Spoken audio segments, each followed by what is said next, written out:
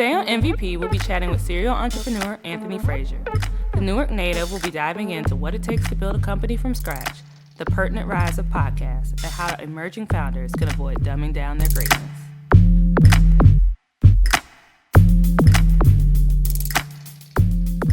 Hey, Anthony, welcome to the MVP podcast. I appreciate you showing up for me and taking some time out of your day to talk with me today. How's your day going so far? The day's going well, besides the rain over here. Everything is going well, I'm just loving life, loving every day I'm on this earth. I feel that. The weather is finally breaking in Chicago. So I'm grateful for that because I was tired. Yeah, y'all been tired. I was tired of this snow. I was like, why am I doing this to myself? I need to be careful complaining about winter. Right, until you get hit with that polar vortex and it's negative 24 degrees. It's gonna humble you real quick. Exactly. I'm gonna let y'all have that. Y'all have to keep that. But I'll be making it out your way this summer and back down to Florida with my family and everything. So it's all good. I'll make up for it. But yeah, thanks again for being here. I just wanted to kind of take some time to talk about your background, everything that you previously worked on, as well as what you're working on right now. And I know it's been we've known each other for a minute. Like, I think I met you during my blurtology days when I was doing hackathons all over the place. And you had just finished New Me, I think. And, I don't know if that was kind of your start in tech, but that was like my first introduction to you. So, if you could kind of tell the listeners like what that experience was like participating in New Me and being one of the pioneering participants of that accelerator and how that impacted your journey as an entrepreneur. I definitely was. I would say I was definitely on my grind before New Me. I was out there. I was making it happen to the best of my ability. I would say when New Me came along, it put things in high gear because the crazy part about New Me is like, even though people like to throw the word pioneer on us and things of that nature, we were very, like, a lot of people in that cohort were still like really green. We were really like super new to entrepreneurship. Even though I've been grinding, I didn't know much. New Me kind of was the learning process. So people got a chance to kind of see what our school was like. You know what I'm saying? It's almost like having a camera on while you're in school. And so it was a good experience. I think I compare it almost to like my experience of moving from the hood to the suburbs. You know what I'm saying? When I was living in Newark, I was growing up in Newark, and the world was just those 4 blocks. The world wasn't really much bigger than those 4 blocks where I grew up. But then when my mother moved me a little bit outside of Newark, then I was in the suburbs. That's when the world opened up to me, and I was like, wow, like, what's going on? It's a whole new world. Like, it's not just those 4 blocks. I compare my experience at New Me almost in the same way where when I treated entrepreneurship a certain way, I treated entrepreneurship like those 4 blocks. You know what I'm saying? I was restricted. I didn't really know it was a world outside of the world that I was in. And then when I got to New Me, I got that same fish out of the water, experience where I was like, wow, like, this is a huge world. This is, not everything's right in this world, but it was great to get that experience. And so I'm forever grateful for it. And do you feel like that was like a catalyst or like it set the foundation for your, the rest of your journey in entrepreneurship? Or most definitely. Most definitely. I wouldn't be the person I am today without the experience that I had in New Me. And so all the credit goes to, Angela Benton and Wayne Sutton, who were, significant, I would say, people in my life at that time as far as like putting New Me together. And so I'm forever grateful. for that experience. And yeah, it definitely laid, I would say it definitely laid the groundwork. I mean, I don't think you, like you said, you wouldn't even know about me had I not done that, you know, and so that's opened a lot of doors for me. More than they, I think more than they actually realize. And, you know, not everybody is going to use the opportunity the same way. You know what I'm saying? And so there were a lot of people in that class, you know, and there's some people in that class that are wildly successful right now. Chris Bennett, who wasn't even on the show, but he was in the new me cohort with us. He has a company called Wonder Schools, which is doing phenomenal. And I'm Yeah, I super remember inspired. he had another startup. What was that? Was he? I think it was It was Soltsy. called Soltsy. Soul Tea, yeah. And before that, it was called something else. But like just looking at people like that, you know what I'm saying, and you know there was so many others. You know, there's one guy who escapes me. His name was Curtis Pope. Was another founder in that cohort, and I think he had got built a company that got acquired as well. And so, like, yeah, there was some people that wasn't even really on the TV show who were doing phenomenal things. So it was just a really good.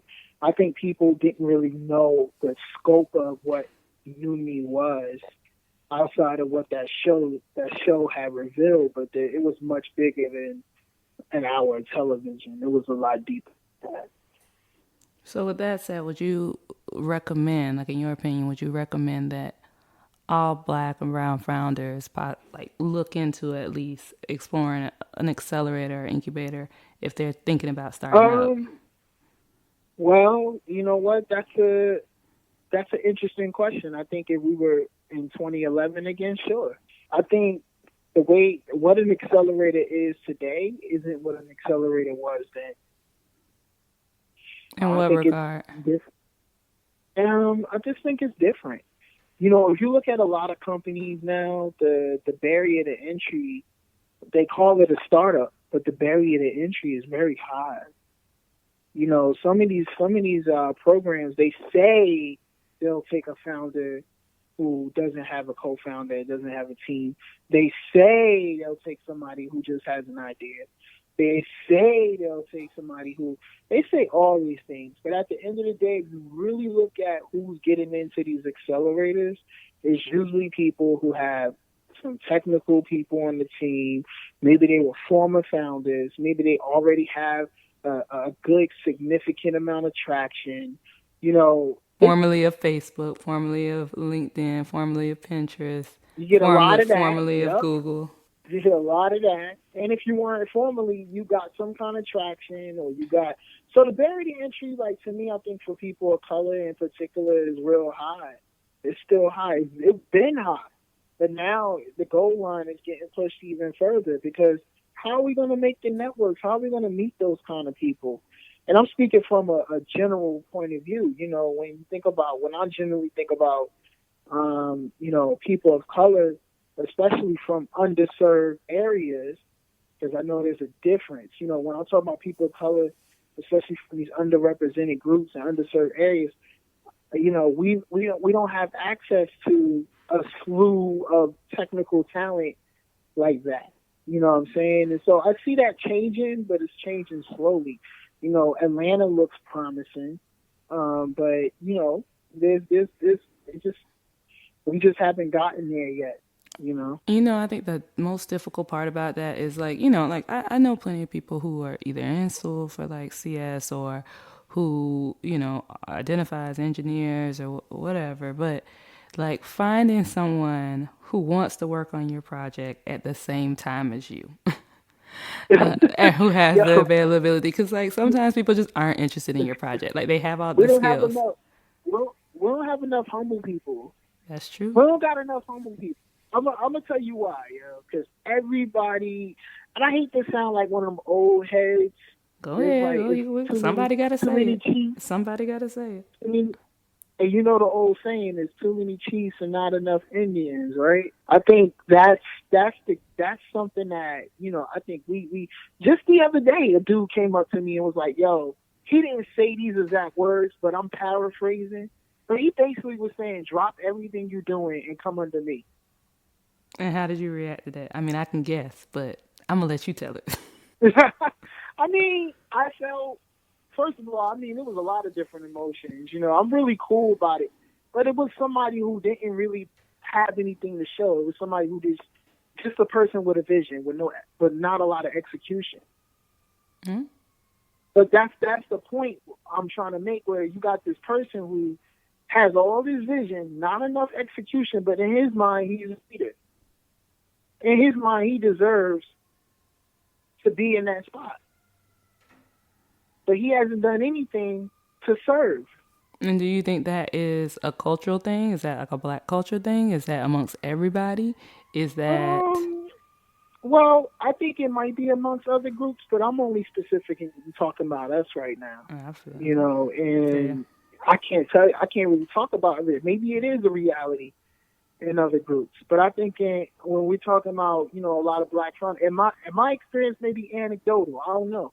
I will let the listeners let me know that. But you know, but for me, I think it's a lot of people who, you know, I think Devon Franklin said it best. He was like, you got to carry the crown before you can wear one.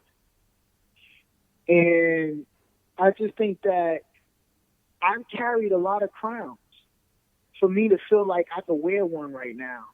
You know what I'm saying? And build my empire and do what I want to do. I've been a man of service. I'm a serving leader. I'm a servant leader. Like, you know what I'm saying? Like, I don't mind rolling up my sleeves and helping somebody.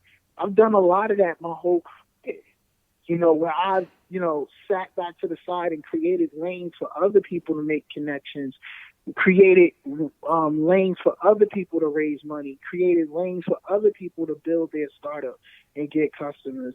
This is a large part of what I've been doing all my career in this industry. And so, you know, I do take offense if somebody was to say like, yo, drop everything, especially from somebody who hasn't done that. You know what I'm saying? And so like we get a lot of Like, how are that you where gonna ask? everybody How are feel you like, gonna ask that of me when you haven't done that yourself? yeah, exactly. I need to see some evidence. First of all, it's gonna be a no anyway, because that's the reason why I know somebody doesn't have leadership qualities. Why are you trying to recruit an entrepreneur? Better go get an MBA You student. know, you know what I'm saying? Like, why are you trying to recruit? Because in your mind, you see a hustler and you think, well, you don't want to recruit me. You just want to ride my wave. Do you? That's what I it mean, I is. think that's another thing. I mean, we hear about like, I feel like one of the young people saying clout chasing, but Yeah. I'm not going to go to somebody who is running a company. I mean, like, I'm not going to go to somebody who I know will compete with me, you know, and not in a good way either. Like, you know what I'm saying? Like, if I'm leading this shit, like, why would I hand over the keys and you know, so that's just something that's just really annoying because I'm pointing out this one person, but it's something I've seen time and time again with other situations, other founders, where we don't have enough people willing to put in the skin and and learn something before they, you know, really, you know, go out there and do it. But, you know, at the same time, there's more than one way to be successful. So I'm not trying to say that this is the only way to be successful, but this is the way I know. well, you know, You know what I'm I don't get saying? that impression as what you're saying at whatsoever. I think people more so than like people need to learn about startups and building something from the ground up. Like a big part of becoming an entrepreneur or just building anything is a willingness to serve and a willingness to put in the groundwork. And if you're willing to do that, if you want to keep skipping those processes, I'm not sure how far you're gonna get. Like I've seen a few people skip those steps, but very seldomly. And I mean that across every industry, across every business.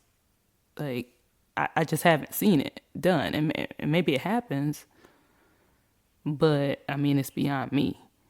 So I mean I guess Yeah. that kind of leads to my next question for you is do you Hmm. think servitude and, humility is a big part of, starting over or reinventing yourself. Because, I mean, you as a serial entrepreneur, you've launched a bunch of ventures. And, I don't know how you felt when you departed for those adventures or the circumstances you left them under. But I feel like, you've had several lives all within like tech and tech media. And do you think a big part of being able to transition to those next ventures is about it has to do with your attitudes to regarding servitude, service, humility, and a willingness to kind of start from the ground floor? Yeah. Yes, yes. To sum it up, you got to be so humble. That's you got to be you got to be willing to fail out here, and you got to know why you doing it. And it's not easy. It's not easy. I've taken some L's that have I'm still cleaning up some of the L's I've taken. You know what I'm saying? 3, 4, 5 years later. You know what I'm saying? And so that's what entrepreneurship is, a risk. I think we don't talk about that enough. Like this is not Shit ain't like sweet. I think people think about entrepreneurship since it's so trendy to talk about on Instagram, put a CEO in your bio on social media. It's so easy to do that. But I think that people don't really understand that this thing is risky. Like, this isn't something where, like, oh, snap, I got this great idea and it starts to work.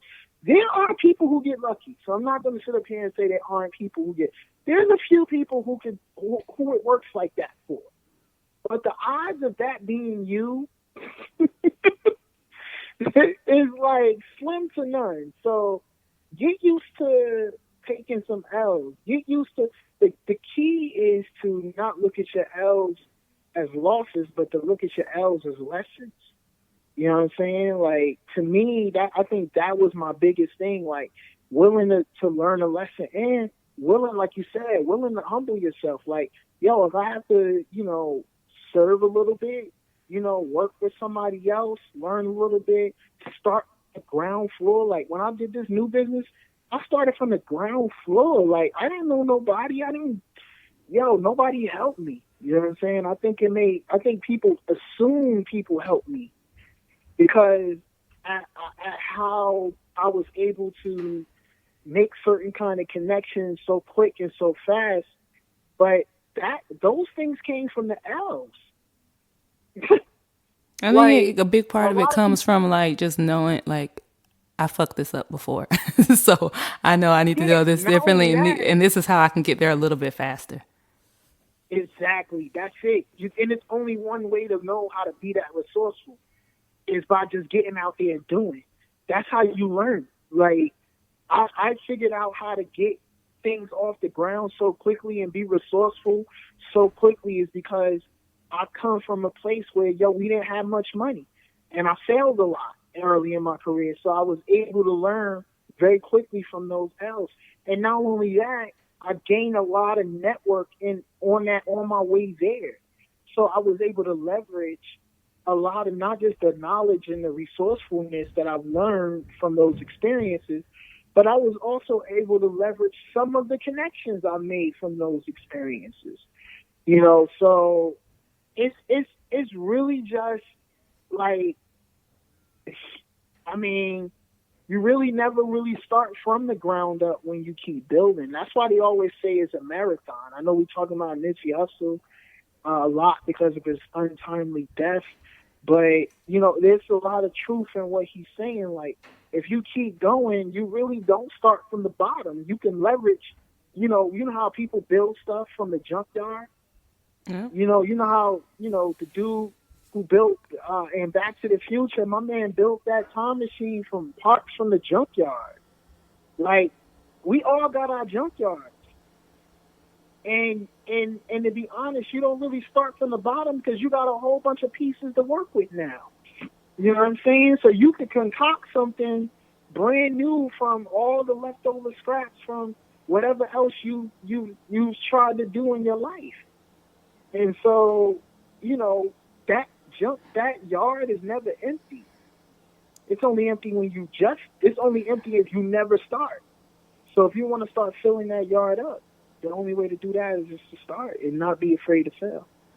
I was telling my homeboy the other day, we were having a conversation about just starting from the bottom and like, being in your 30s, you won't have these new ideas, these ideas for ventures and things like that, and you want to start over. And but you in your 30s, you're tired. You think about, I got to start saving.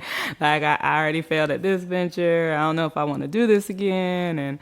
And I was like, the good thing about like starting from the bottom or starting from scratch is it's gonna push you into one of two directions, right? Like you are either are going to go like in the direction of desperation where you're scrapping and you're just you're making impulsive decisions based on your fear and your worry, or it's going to make you resourceful as fuck.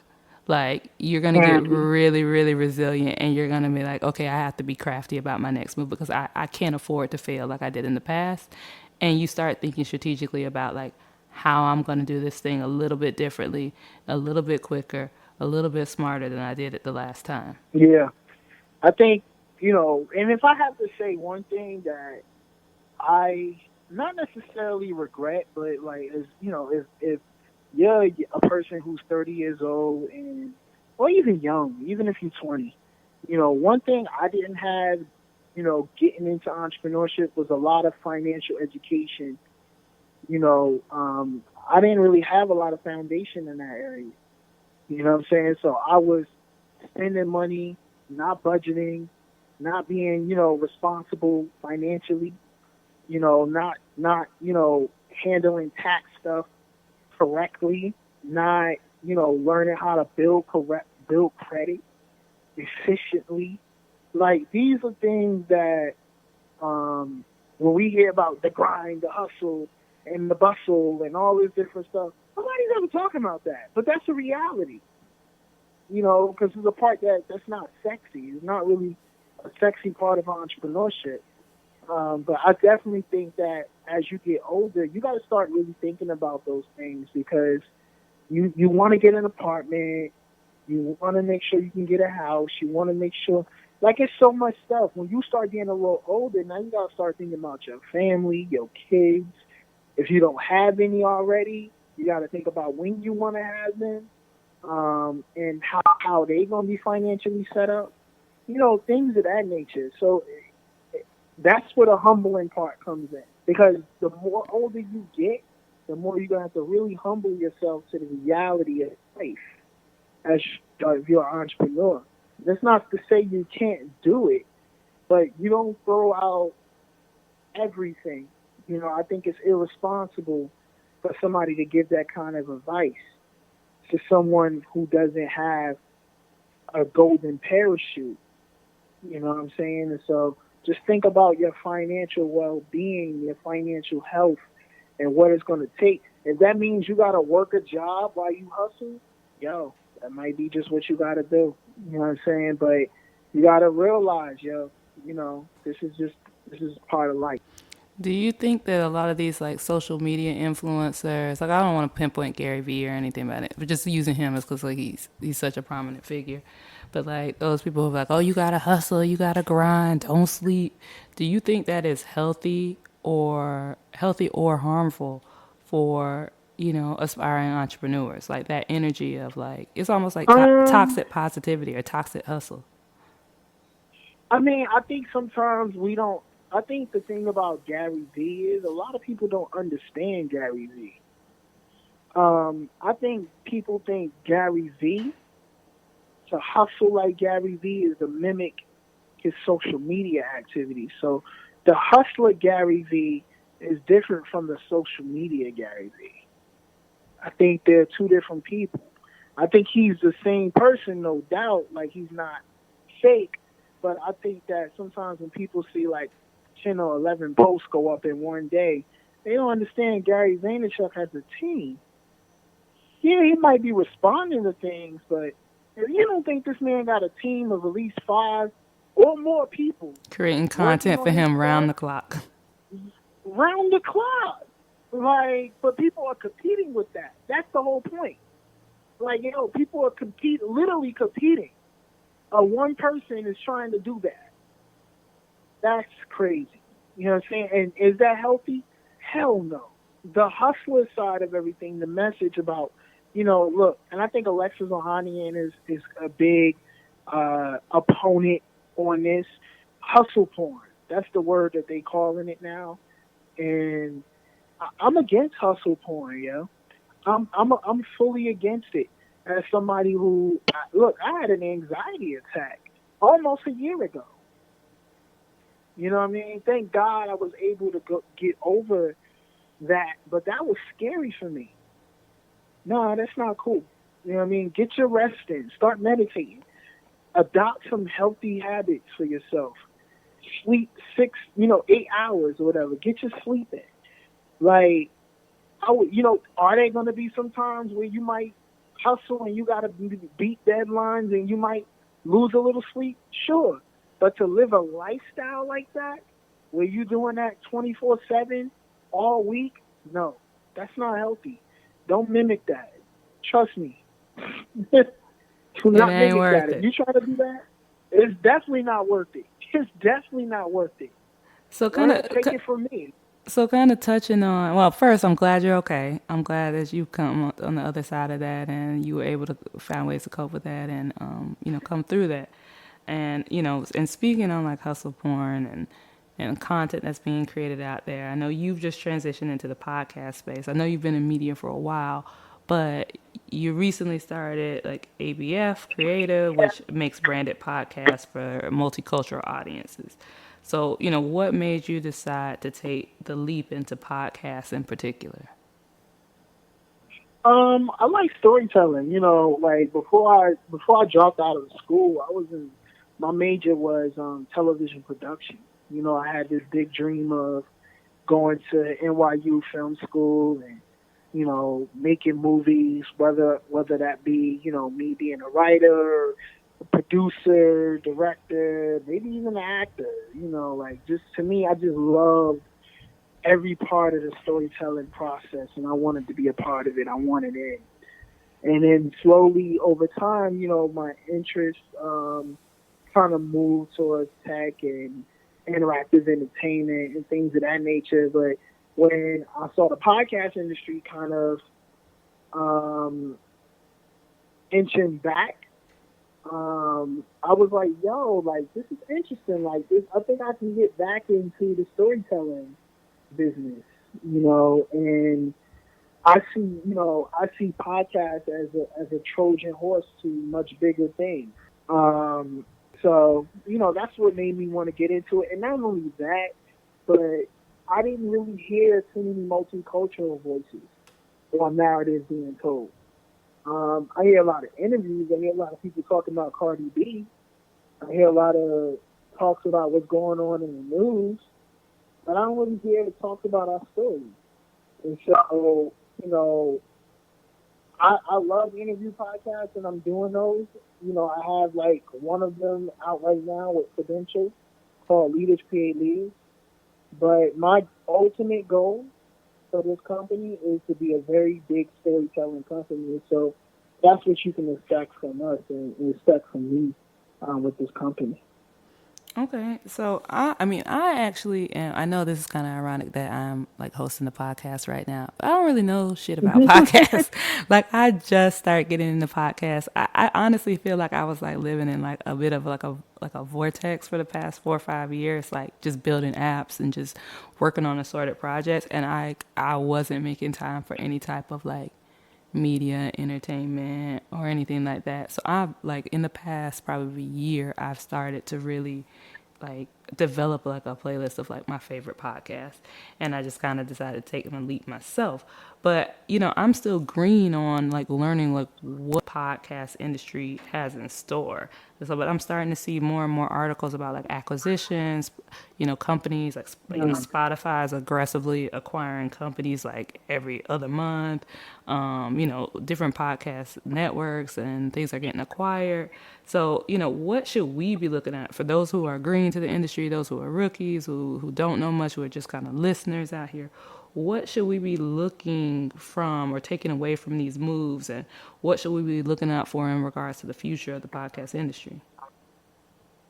Um, to me, I think as far as like what I think it's all about narratives. moving forward. The line between and quality. Like I think the people who can tell the best stories are gonna be the winners. Like that's who's winning now. If you really wanna look at who's winning, it's the people who know how to tell stories. That's who's winning. Don't get me wrong. You get a Joe Button, you get a few people who are like, but that's where the acquisitions are being bought because there's value in intellectual property, and so when you learn how to do that, that's when you make yourself very, very valuable. Now, on the flip side, if I'm somebody with my own podcast and I'm interviewing people, like, and I want to do, I would just figure out ways to. I would say what to look out for is the trends. Find slowly over time. Don't try to be one of those people who add new things every week. Like, go slow. Like, get some feedback. Learn, like, yo, like, how do I, progressively make my show better? Hone your craft. As an interviewer, I think these are great questions that you're asking. Like, continue to hone your craft. Continue to become a great interviewer who could bring the best out of people. You know what I mean? Like things like that. Like those are all really important things that may get overlooked if you're a podcaster because a lot of people are just trying to look for like the big break or whatever like that and getting on the biggest distribution network and like those are cool things, but the content is always gonna win at the end of the day. And so if you got that great content, you're gonna win. The other thing is distribution. I think that's the key right now in podcasts is developing your own distribution. I hate to use this comparison, but when you look at movies like Frank Lucas, like when you look like American Gangster, you look at like all these different, you know, illegal drug movies. A large part is due to distribution. Like that's the large part of their success is due to that. We That's where the podcast industry is today, right now. If your plan to get listeners is solely reliant on being on iTunes, being on Google Podcasts, being on Spotify, being on iHeartMedia, if your goal is to just only be in those places, I think that's good to be in those places. I think you should be in those places. But you got to have a distribution strategy, meaning like, how are you really building your audience up? Are you collecting emails? Are you leveraging other people's email lists? What media partners do you have in place? So that way they can help share your content. You know what I'm saying? What nonprofits can you partner with? You know what I'm saying? Like nonprofits have audiences have email lists of 8,000 plus people. Nonprofits got big lists. What are you doing to partner with them to like give them this content to spread out to their organization so they got quality content that they can share. So just thinking outside of the box about your distribution. Now, what are some like podcasts that I mean, this could be a shameless plug. I mean, you can shout out your podcast if you want, but I mean, what other podcasts should we be listening to? Do you think should be on our radar as entrepreneurs? Well, I just started listening to this podcast again called Mixergy. I used to listen to Mixergy back in the day. Uh, he used to have a website where he interviewed entrepreneurs. And so like I really rock with Mixergy. It's very consistent. It was hosted by this dude named Andrew Warner. All he do is just interview a whole bunch of entrepreneurs. He always asks hard questions. I really rock with that. Like I would check out Mixergy, and I wouldn't just deal with whatever the new stuff is. I would go in his archives and see like, yo, let me look at some of the past episodes and see what's popping. You know, like so that's the one I've been listening to. I would say lately as an entrepreneur. I really can't say I've been listening to anybody else. When I talk to a lot of black women who are entrepreneurs, a lot of them listen to my lead. Oh, I love her. She's Um, like my friend in my head. yeah, like But people we also listen to have like her. similar backgrounds though, like because she's a former, I'm a former publicist and she's a former publicist as well. So like I see Yeah. a lot of myself in her, like literally, like our Hmm. paths mirror, and I'm like, Malik, I get you. And I've been listening to Naval, Nadal. Okay. Um, he was the founder of AngelList, and also startups and raising money. And now his new wave is like on some philosophical type shit. Like, so I don't know if everybody's gonna be into it, but I think it's pretty dope. Like I listen to it because that's the wave I'm on right now, to be honest. And then the other thing that I like to listen to, which isn't necessarily a podcast, but I like to listen to meditations on YouTube. So like I go to YouTube, I put my headphones on, they got a whole bunch of different sound wave stuff, guided meditation, things like that. Um, and I just like to listen to. I got a few favorites, but for the most part, I'm always on a hunt for something new on YouTube that's on that wave. I think mindfulness and meditation and relaxation is are big parts of of an entrepreneur's growth. I agree. I agree. Something I really want to incorporate into this podcast, and I honestly haven't figured out the best way to do it quite yet, is like wellness as a form of business development. And like I try to ask anybody who comes on the show, like not just like how you did that, like how did that feel? Like, did you feel like shit? Did you want to give up? Like, did you, experience a loss of enthusiasm when you were doing this? Like, did you go broke? Like, because people need to know those realities. And also that, like, I don't feel like I started to kind of turn the corner with some of my ventures. And, I've noticed this trend with other entrepreneurs as well is that I felt like until I started taking care of myself, things didn't really take off for me the way I wanted them to. And so, like, even in doing this and this podcast, is like, I've wanted to do a podcast for a really long time, and it's something people have always told me, oh, you should do, you should explore. But I didn't do it as a form of like self development, self care for myself, and didn't pursue it just because I was so focused on the grind. And so I had to take a step back and be like, okay, I'm gonna actually definitively do this for me.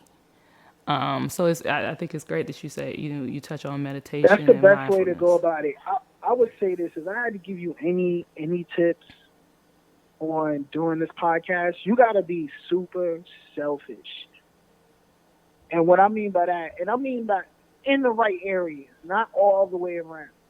But anybody you talk to on this podcast, you got to approach every interview like, yo, I need to know everything about you that's going to help me be successful. And do it from that point of view. Like, don't even, because what's going to happen is 9 times out of 10, the person listening, they are like you. So I think you don't even have to worry about, oh, is this question good for the listener? If it's good for you, then it's probably going to be good for the listener. Because if you got that hunger to learn, that hunger for knowledge, where you're going to follow up, you're going to ask all the questions and really, really try to get to the root of what you're trying to learn from that person you on the podcast with, then you're going to end up with a very good podcast. I'll say that. I want it to be ultimately like intimate. I want it to, and I think my leak has done a good job of this, and I think this is why her podcast is so successful outside of just like resiliency. Like she's been doing this for a really, really long time, but I think why a person like her is so successful is she has mastered the art of oversharing. I feel like that she is very intimate Mm. about sharing details in her life that aren't always pretty. Like they're not always sexy. Like she talks about how she's not feeling well when, how she's not feeling well when she's, running this business sometimes. How she has an attitude was like how she doesn't like hiring and doing staffing stuff. How like she didn't think she was going to become a mother, or at least didn't imagine she was going to be a mother at 38. I think she's 30. I think she became pregnant at like 37, 38 years old. So I want to have those conversations with people. Not, and it's kind of, I mean, it is honestly a little self-serving in that, like, I kind of want to talk to you guys anyway. I probably should have called you, but now I'm just having a conversation with you over a podcast. And I actually try to like make a point to only invite people I know, or I've actually had conversation with, like, because I think the people around me are dope and they're doing really interesting things, and we don't have enough honest human conversations about what we're going through, what we're experiencing, what we're feeling. Like, I mean, I'm dealing with anxiety too all the time, and it's something I constantly have to keep in check. But no one would know that from seeing me in articles. I think people see you in Ink or Wired or something like that, and they're just like, oh, life's great, right? And it's not to say that life isn't. It's good, but you still might have anxiety. But that's just the reality of entrepreneurship. And so I wanted to not only, talk about like how we did things and how we got from the ground floor up to where we are right now, but like the mental development it takes along the way, and like us, like humanizing entrepreneurs, especially Black entrepreneurs, that, we we might have some superhero powers, but like we're still humans at the end of the day. So this is kind of going like totally left from my line of questioning, but I still want to talk about your book. But I think what I want to do is talk about actually our listener submitted question. Every person that comes on the show, I ask them a question from one of our listeners.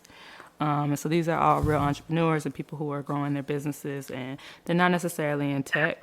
But I thought the question this week was really relevant to you in particular, because they asked about books as resources.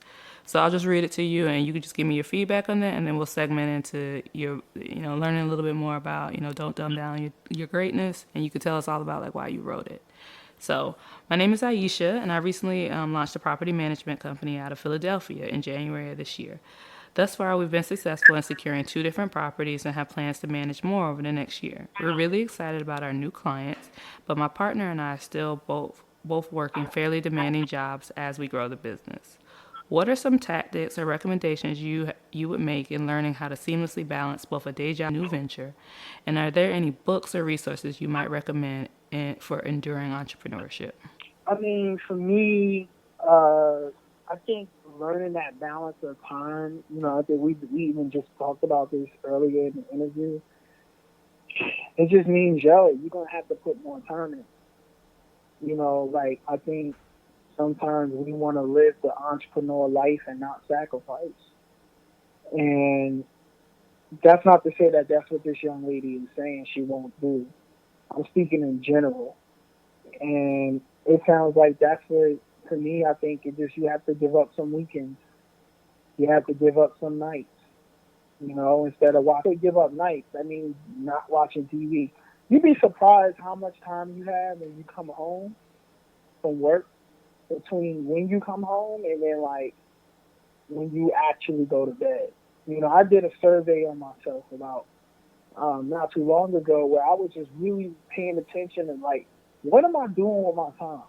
Like, how much Netflix am I watching? Like, what am I doing on the weekends? Like, what am I doing when I'm chilling and relaxing? Like, and then so once you do a survey on your time, find the spots where you can add in work for your business. Find those spots, and I think that's the key. As far as books, there's a book called The Productivity Cure that I read not too long ago, which was pretty good. But then there's also a book called Extreme Ownership that's written by these 2 Navy SEALs. I thought that was a really good management book, and I think that'll be like really helpful for the mindset. So. And what about your book? Oh yeah, I was gonna get into that. In my book, of course. No, Go no. buy Why my did you? book. Why did you? Why did you write the book? Because I mean, I see so many entrepreneurs writing books, Well, and my I book isn't. My book doesn't necessarily talk about those things that I mentioned. That she's not at least directly. Indirectly, yeah. You know, I wrote the book because I wanted like to give the younger version of myself a manual on how to navigate this world. Um, you know, when I became an entrepreneur, there was a lot of things I had to learn the hard way, and honestly, there's still things I'm learning the hard way. So this isn't an end all be all book where you gonna learn everything you need to know. That's not what this book is. But there were some things where I was like, wow, like I didn't know how to deal with failure. I didn't know how to deal with self doubt. I didn't know how to tell a hater, tell the difference between a hater and somebody who was criticized. You know, I didn't know how to set goals. You know, like these are all things. I didn't know how to create a morning routine. I didn't know how to create values and principles for myself. Like these are things that I cover in that book where it was like, yo, if I had known these things a little bit sooner, yo, I'd probably be, I don't know where I would be, but I know I probably would have been even more unstoppable than I am now. Well, I feel that. Well, I'm definitely going to push it to our listeners. We'll include a link to the book um, on our page and the actual, when we list the podcast and everything like that. So we'll include it to make sure that everybody routes it to it. But where can everybody, I assume they can find it on Amazon, but if there's any place else they can find it, where would they be able to find the book, and where could they find you on your social channels? You can find a book on Amazon, Walmart.com, Amazon.com, BarnesandNoble.com.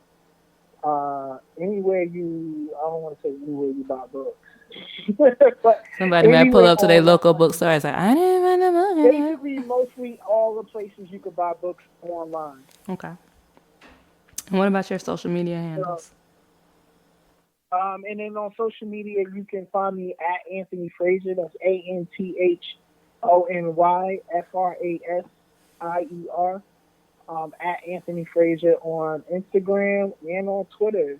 Don't hit me up on Facebook. I always say that, and people still insist on adding me on Facebook. Like, I don't log into Facebook.